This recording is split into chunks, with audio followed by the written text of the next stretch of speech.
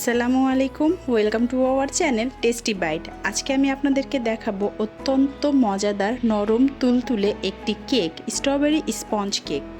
নিশ্চয়ই ভিডিও দেখে আপনারা বুঝতে পাচ্ছেন কেকটা কতটা পরিমাণ সফট হয়েছে।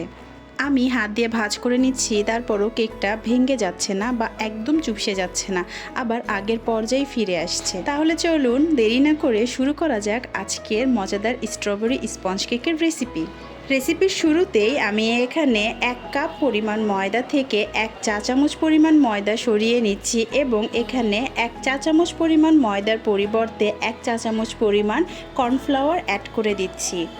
এটা অনেক বেশি ইম্পর্ট্যান্ট। আপনারাও সবসময় চেষ্টা করবেন স্পঞ্জ কেকের ক্ষেত্রে অল্প পরিমাণ কর্নফ্লাওয়ার বা কর্ন স্টার্চ যোগ করে দিতে, কারণ কর্নফ্লাওয়ার ময়দার গ্লুটেনের পরিমাণ কমিয়ে দেয়, ফলে কেকের ব্যাটারটা তুলনামূলক বেশি লাইট ও টেন্ডার হয়, যার জন্য স্পঞ্জ কেকটা আরও অনেক বেশি নরম, হালকা ও ফ্লাফি হয়ে থাকে।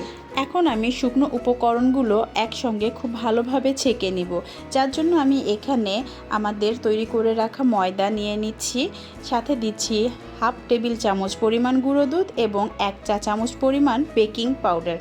সবগুলো উপকরণ খুব ভালোভাবে ছেঁকে নিতে হবে, কারণ উপকরণগুলো খুব ভালোভাবে মিক্স হয়ে গেলে কেকটা আরও অনেক বেশি সুন্দর হবে।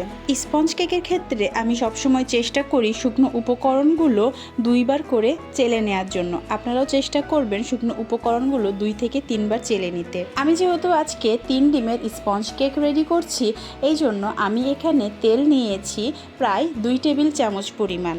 আমি সবসময় এখানে একটা ট্রিক্স ফলো করি, আর সেটা হচ্ছে যদি আমার ডিমের সাইজটা একটু ছোট হয় সেক্ষেত্রে আমি তেলের পরিমাণটা সামান্য একটু বাড়িয়ে দিই, আর যদি ডিমের পরিমাণটা তুলনামূলক একটু বড় হয় সেক্ষেত্রে আমি ম্যাক্সিমাম টাইম চেষ্টা করি তেলটাকে অ্যাভয়েড করার জন্য, অর্থাৎ আমি সেক্ষেত্রে আর কোনো তেল ইউজ করি না।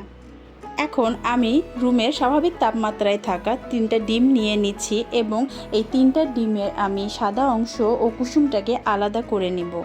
ডিমের সাদা অংশ ও ডিমের কুসুমটা আলাদা করে নেওয়ার মূলত প্রধান কারণ হচ্ছে যেন আমাদের ফোমটা খুব দ্রুত হয়ে যায়, সময় যেন কম লাগে। আর যদি ডিমের কুসুম অ্যাড করে আমরা এটাকে ফোম করতে চাই সেক্ষেত্রে আমাদের সময়টা একটু বেশি লাগবে। আর আপনারা যদি বিগিনিয়ার হন তাহলে অবশ্যই চেষ্টা করবেন ডিমের সাদা অংশ ও কুসুমটাকে আলাদা করে বিট করে নেওয়ার জন্য। এমন কিন্তু কোনো কিছু নেই যে আপনি যদি ডিমের সাদা অংশ আর ডিমের কুসুমকে একসাথে বিট করেন তাহলে আপনার কেকটা স্পঞ্জি হবে না।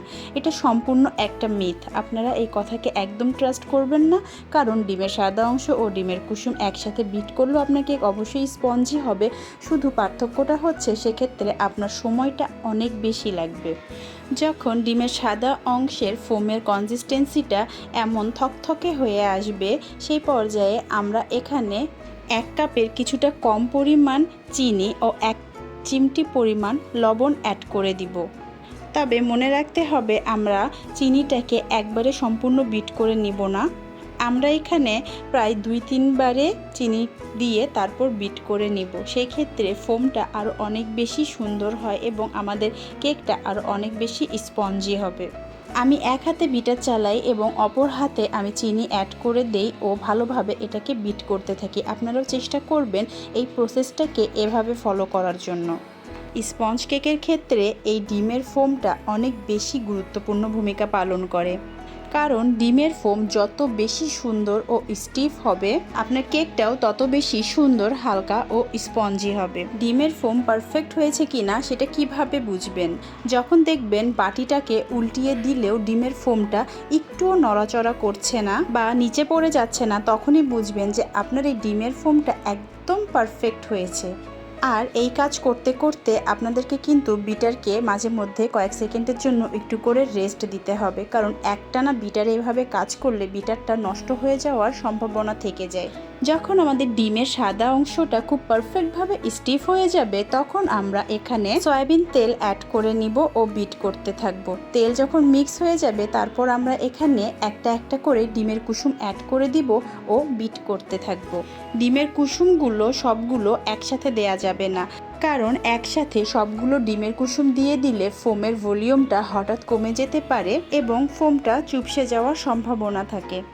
আমি সবসময় ডিমের এই ম্যারাংটা বা ফোমটা একটু বেশি স্টিফ করে নেই, যার জন্য আপনারা দেখতেই পাচ্ছেন যে আমি এখানে ডিমের কুসুম দেওয়ার পরও কুসুমটি কিন্তু ফোমের ভিতরে দেবে যাচ্ছে না বা ফোমটা কিন্তু নষ্ট হচ্ছে না। এখন আমি এর মাঝে অ্যাড করব স্ট্রবেরি ইমালশন। আমি এখানে প্রায় 1 চা চামচের মতো স্ট্রবেরি ইমালশন নিয়ে নিচ্ছি। যেহেতু আমরা আজকে স্ট্রবেরি স্পঞ্জ কেক তৈরি করছি, তাই কেকের মাঝে স্ট্রবেরি ফ্লেভারের জন্য বা অ্যারোমার জন্য এখানে স্ট্রবেরি ইমালশনটা অনেক বেশি গুরুত্বপূর্ণ। তবে আপনারা চাইলে স্ট্রবেরি ইমালশনের পরিবর্তে বাসায় তৈরি করা ফ্রেশ স্ট্রবেরি পিউরিও ব্যবহার করতে পারেন। স্ট্রবেরি ইমালশন দেওয়ার পরে আবারও আমি এটাকে খুব ভালোভাবে বিট করে নিচ্ছি, যতক্ষণ পর্যন্ত না ইমালশনটা পুরো মিশ্রণের সাথে খুব ভালোভাবে মিশে যাচ্ছে। এখানে আমি কোনো এক্সট্রা ফুড কালার ইউজ করব না, কারণ স্ট্রবেরি ইমালশনের মাঝেই ফুড কালার অলরেডি ইউজ করা থাকে। আপনারা দেখতেই পাচ্ছেন বিট করার সঙ্গে সঙ্গে কি সুন্দর একটা পিঙ্ক কালার চলে এসেছে। তবে একটা বিষয় মনে রাখবেন, স্ট্রবেরি স্পঞ্জ কেকের কালার কিন্তু রেড ভেলভেটের মতো গাঢ় মেরুন বা লাল রঙের হয় না, এটি সাধারণত হালকা পিঙ্ক কালারেরই হয়ে থাকে। এখন আগে থেকে চেলে রাখা শুকনো উপকরণগুলো আমি 3 থেকে 4 বারে অল্প অল্প করে ব্যাটারের মধ্যে অ্যাড করতে থাকবো। একবারে সবগুলো শুকনো উপকরণ দিতে যাবেন না, অল্প অল্প করে 3-4 বারে এভাবে মিক্স করে নেবেন, কারণ একবারে যদি সবগুলো শুকনো উপকরণ দিতে যান তাহলে ডিমের ফোমটা নষ্ট হয়ে যাবে। আপনাদের বোঝার সুবিধার্থে আমি এখানে ভিডিওর স্পিডটি একদম নর্মালে রেখেছি, যেন আপনারা এটা বুঝতে পারেন আমি কতটা আলতো হাতে কতটা পরিমাণ সময় নিয়ে কাজটা করছি। আমি সব সময় কেকের ব্যাটার মিক্স করার জন্য কাঁটা চামচ ইউজ করে থাকি, আমার কাছে এটা সবচেয়ে বেশি কমফোর্টেবল মনে হয়। তবে আপনারা চাইলে এখানে অবশ্যই হ্যান্ড উইক্স ইউজ করতে পারেন, কিন্তু ভুলেতেও ইলেকট্রিক বিটারের সাহায্যে এখানে শুকনো উপকরণগুলোকে মিক্স করতে যাবেন না, এতে ডিমের ভেতরের এয়ারটা অনেকটা নষ্ট হয়ে যেতে পারে এবং তখন কেকটি আর স্পঞ্জি হবে না, কেকটা সুন্দরভাবে ফুলবে না, দেখতে ভালো লাগবে না। 1.5 পাউন্ড কেকের জন্য আমি এখানে 8 ইঞ্চি সাইজের মোল্ড নিয়েছি, আপনারা চাইলে 9 ইঞ্চি সাইজের মোল্ডও নিতে পারেন। এখানে একটা বিষয় আগে বলা হয় নাই, আমি যেহেতু চুলায় কেক বেক করে থাকি, তাই যে পাত্রে আমি কেকটাকে বেক করব সেই পাত্রটা আমি আগে থেকেই চুলার উপরে প্রিহিট করার জন্য রেখে দিয়েছি। আমরা যখন শুকনো উপকরণগুলো মিক্স করে নেই, ঠিক ওই সময়ে আমি প্যানটাকে প্রিহিট করার জন্য চুলার উপরে দিয়ে দেই, এতে করে আমাদের সময় বাঁচে এবং কেকের ব্যাটারটাকে অনেকক্ষণ পর্যন্ত বাহিরে রাখতে হয় না। কারণ ব্যাটার একবার তৈরি হওয়ার পরে যদি অনেকক্ষণ পর্যন্ত বাহিরে রাখা হয় তাহলে কেকের ভলিউম ও স্পঞ্জিনেস অনেকটা কমে যাওয়ার সম্ভাবনা থাকে। তাই চেষ্টা করবেন প্যানটাকে আগে থেকেই প্রিহিট করে রাখার জন্য। আমি এখানে লো মিডিয়াম হিটে কেকটাকে বেক করে নিয়েছি, আমার প্রায় সময় লেগেছে 22 মিনিটের মতো, তবে আপনাদের সময় কম বেশিও লাগতে পারে। কেক বেক হওয়ার পরে যদি কিছুক্ষণ আপনারা প্যানের ভিতরে রেখে দেন তাহলে কেকটা কিন্তু চুপসে যায় না, যেমন দেখতে পান অমনই থাকে। আমার ওই দিন কেকের এত পরিমাণ রাশ ছিল যে জন্য আমি একদম ওয়েট করতে পারিনি, গরম গরম কেক আমি প্যান থেকে নামিয়েছি, যার জন্য আমার কেক হালকা একটু দেবে গিয়েছে, তারপরও মাশাআল্লাহ এর হাইট একদম ঠিক ছিল এবং এটি অনেক পরিমাণ সফট ও স্পঞ্জি হয়েছে। আচ্ছা, অনেকেই জানতে চান যে আমি কেকের মাঝে কোনো লিকুইড কিছু ইউজ করি কিনা। ব্যাটার ঘন হওয়াতে সমস্যা নেই, বরং ডিমের ফোম যত ভালোভাবে তৈরি হবে আপনার কেকটা তত বেশি সফট স্পঞ্জি হবে। তবে আপনারা চাইলে অবশ্যই ব্যাটারের কনসিস্টেন্সিটা একটু লিকুইড করার জন্য বা একটু লুজ করার জন্য এখানে 1 টেবিল চামচ পরিমাণ দুধ অ্যাড করে নিতে পারেন, কিন্তু আমি ব্যক্তিগতভাবে কোনো ধরনের লিকুইড ইউজ করি না। আমার কেকের ব্যাটারের কনসিস্টেন্সিটা সাধারণত এরকম ঘনই হয়ে থাকে, আর রেজাল্ট তো দেখতেই পাচ্ছেন বেক হওয়ার পরও আমার কেক কতটা পরিমাণ সফট ও স্পঞ্জি হয়ে থাকে।